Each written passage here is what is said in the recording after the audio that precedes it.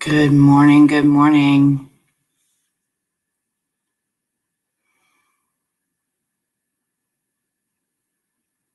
Just going to give everybody a couple of seconds to hop on if they have an opportunity. If not, I hope that you will hop on later today and take a peek at what I have to share with you this morning.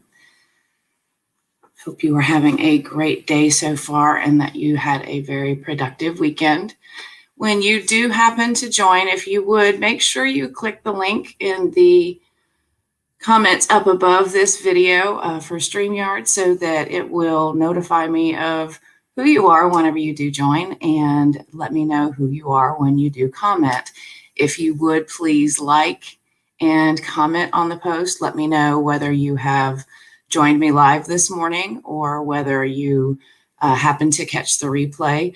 The more comments and likes that we get on these posts, the more Facebook sends the information about these broadcasts out to everyone else in the group, and the more people we will be able to have join us for these little quick hits of inspiration on Monday mornings. Thank you again for joining me. Good morning and good morning.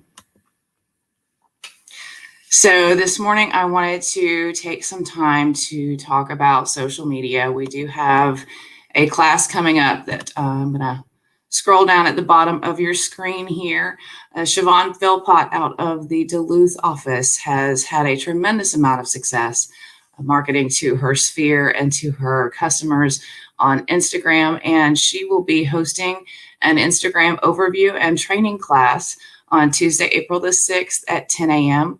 The Zoom link for that class is forthcoming, and if you are interested in taking part in that and learning more about how to use Instagram to build your business or to connect with your ideal clients, then I would really recommend you joining in on that class and hearing what she has to say.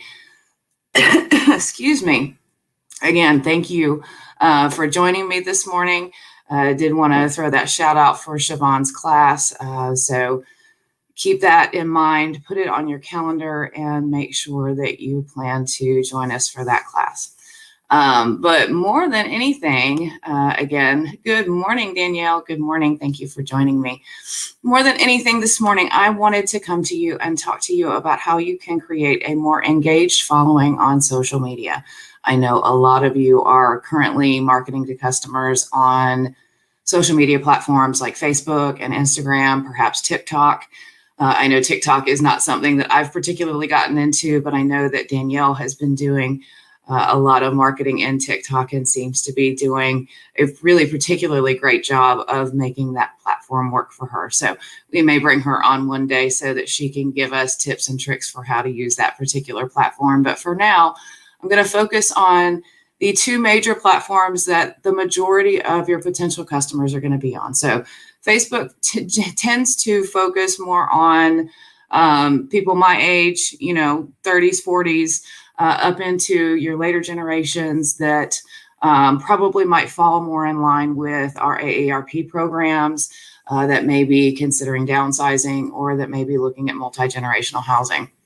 Now, Instagram obviously is going to reach some of that same market, but it also appeals to a younger generation that's more focused on visual entertainment, and that is a great place to reach your millennials, your Gen Z, and some of those younger generations as well. So you've definitely got two different markets that you're looking at whenever you're looking at social media and the different platforms that are out there. Now, as we all know, there's Reddit, there's YouTube, there's all kinds of different platforms out there that you can use to reach your ideal customers. But I'm going to focus on these two primarily because these are the two that I see you guys using the most often. So I wanted to be sure that I was bringing you some strategies that you could use on either platform that are going to work for you to help you build a more engaged following on that particular platform. So first thing that you can do, and the most important thing that you can do, and this is before I get to the strategies, obviously, the most important thing that you can do is figure out who your ideal client is. Okay. We're all real estate agents. We all know that we can help anyone buy or sell real estate, but who is your particular market? Who do you really enjoy engaging with and working with? It could be military families that are doing PCS moves. That's something that you're going to have to keep in mind is that with your military PCS moves, you may be working with a family who has a member that is currently deployed that isn't with the family. You may have one member of the family who's handling the brunt of the decisions regarding that move, maybe taking care of children, maybe having to, relocate their whole life and reestablish themselves in a new area. Perhaps your favorite group to work with are those that are looking for that multi-generational housing. Typically, those are sandwich generation people that are not only taking care of their parents, but they're raising their children as well. And they're looking for more sustainable solutions. So it might be somebody that needs two masters in their home.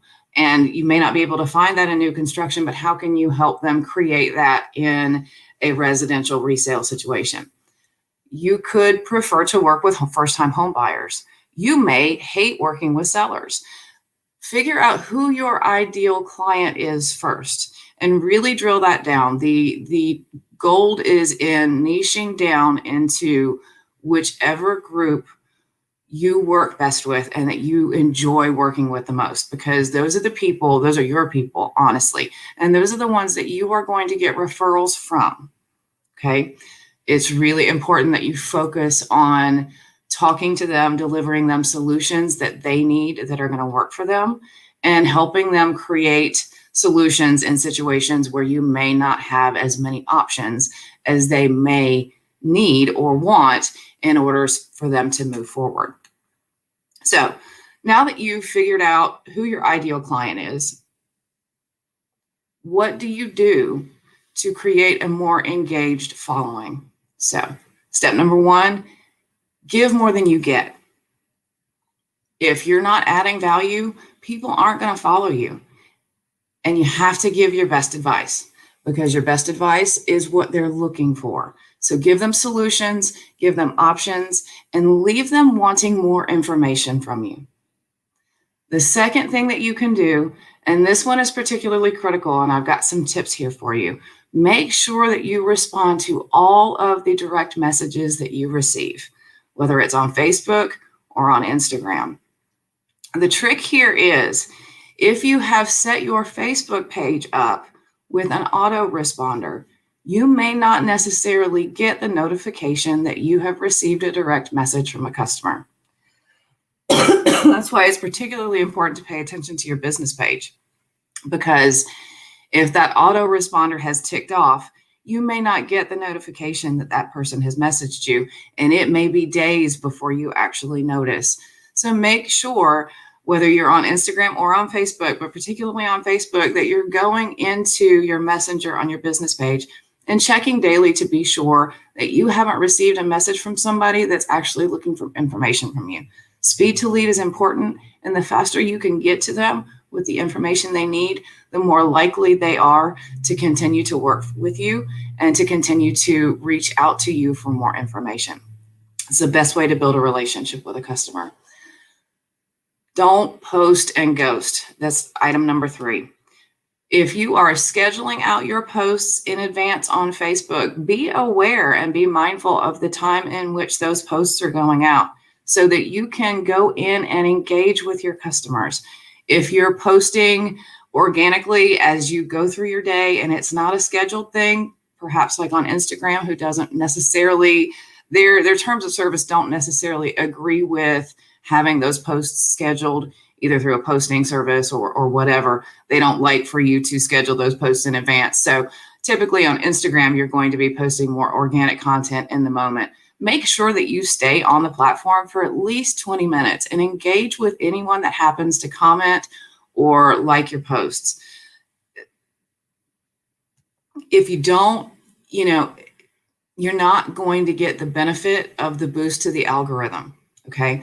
Because what happens is the more comments you receive, it's like I said at the beginning of this video, the more comments you receive, the more likely it is that people in your sphere that you're connected to on that social media platform are actually going to see the post that you've put out there, because they're going to see the comments and the engagement on that post. So the algorithm really lends itself to you engaging with the people that are engaging with you. So make sure that you're taking the time to not only like the comments that are being made on your post, but to engage with those comments and to ask questions.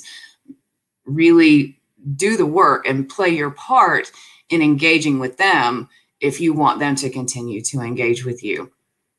Item number 4, be yourself. Really, I know that it can be a challenge to figure out what your voice is and who you want to be online. One thing that will really help you do this is the thing that I mentioned at the beginning of this video, which is figuring out who your ideal audience is.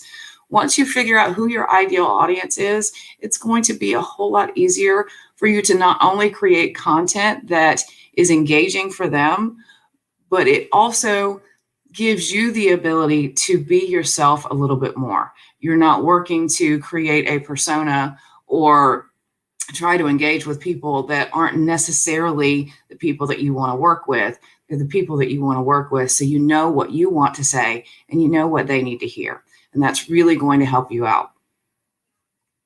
Key item here, especially on Instagram, buying followers does not get you anywhere. And honestly, it can drive your algorithm down to where people really aren't seeing your posts. So pro tip here, don't go out and buy followers. Create that engaging social profile that people actually want to interact with. And you're going to gain those followers without having to spend that money or do that damage to your social media influence. The last tip that I have for you is remember that your competition is not your competition. You could throw a rock and hit another agent here in the Metro Atlanta market. It's hard to find anybody that doesn't have multiple friends that are real estate agents. It's a very oversaturated market, or at least that's what it seems like. But if you know who your ideal audience is, you know who you're speaking to. Look at your competitors as a fellow collaborator and someone that you can learn from. They may be making posts that you really enjoy and that you think that your ideal client might enjoy. Take that, make it your own, and use it to create that engaging social media. There's no harm in it. I mean, let's be honest. Mimicry is the best form of flattery. Don't steal it, but take the idea, use it on your own terms, and make it so that it engages with your ideal client the way that you want to. Like I said, your followers follow you for you. They follow you for the real estate advice that you give, for the information that you share, and they follow you for the stories that you have to tell. And if there's one more tip that I could give you that's not included here, make sure that you're telling the stories of how you got the job done. One thing that I'm seeing a lot of agents do in the social media sphere right now is telling people things that they could find on Google. It's not your job to be Google. That's Google's job. There's a lot of information that you could present that would be very valuable to the customers and the people that you want to work with that they might not be able to find on Google. Talk to them about the different loan types. One thing that I've learned a whole lot about lately is the 203K loan. It's a renovation loan, which a lot of people might be able to benefit from, especially in this market where we're seeing homes come on the market that might need a little bit of work to them prior to someone moving in. And a 203K loan is a great way for you to do that. But there's not a lot of people that know a lot about that particular loan type. So if investors or rehabbers are people that you're interested in working with, then a 203K loan might be something that you want to share information about. Yeah, they can go and get that information from Google, but if you've worked with a 203K loan and you have personal experience with how the process works, then you have more valuable information that you can share than what they're going to be able to find on Google.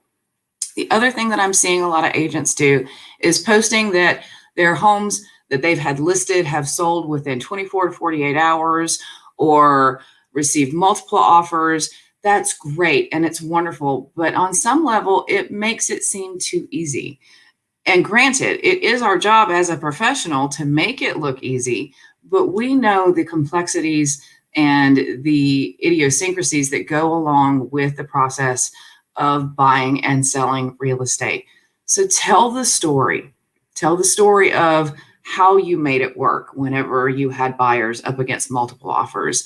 Tell the story of how you helped a seller get their home renovated before you were able to put it on the market and ended up getting them more equity out of their home than they were initially expecting.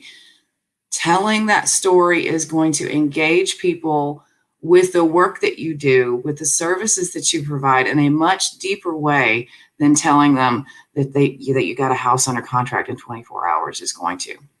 So just a couple of quick tips again today on how to create a more engaging social media profile. Make sure you know who your ideal audience is.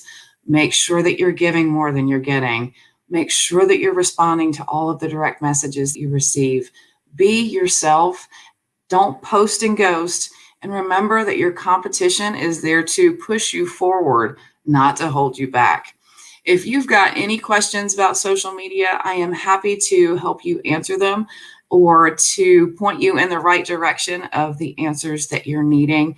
There are any number of auto posters that are available out there. One of the ones that I use in particular is Hero Post, but there's Later, there's any number of programs and apps out there that can help you schedule out posts. Facebook will allow you to schedule posts in advance as well. But make sure that you're out there and you're engaging with your audience, you're engaging with your ideal audience, and you're giving them information that they can't get from anywhere else. And by giving them that information and responding to them and interacting with them daily, you're going to see your social media profiles grow and your influence grow by leaps and bounds as the weeks progress. I hope that you have enjoyed this message and I hope that it was valuable for you. If it was, please let me know in the comments. I would love to hear about it. If there's anything that you would like to hear more about or would like to learn about with regard to social media, let me know in the comments so that I can prepare that information and that content for you. Again, don't forget to plan to join Siobhan for her Instagram overview and training session on Tuesday, April the 6th at 10 a.m. That Zoom link will be going out closer to the date. And I hope you guys have a great week. Talk to you soon. Bye-bye.